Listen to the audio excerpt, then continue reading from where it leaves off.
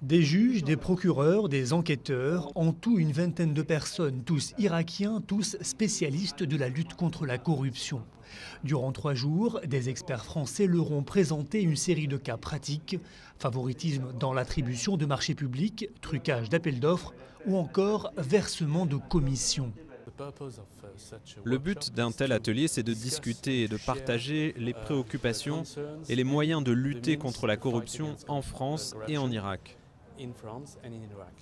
En 2009, l'Irak était en queue de peloton dans le classement de l'ONG anticorruption Transparency International, et ce malgré la création en 2004 d'une commission chargée de lutter contre ce fléau, un fléau qui touche aussi les plus hautes sphères de l'État. En décembre, un vice-ministre a été condamné à 8 ans de prison pour avoir tenté d'obtenir des pots de vin. Ce stage nous a beaucoup profité. On a appris comment traiter des dossiers importants et concrets que l'on rencontre en Irak. On a aussi abordé les précautions à prendre et comment traiter la corruption dans toutes ses étapes.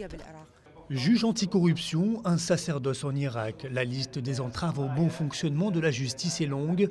Pression politique, moyens limités, difficulté de se déplacer pour mener une enquête, sans parler du risque dans un pays en guerre où de nombreux juges et magistrats ont été assassinés depuis 2003.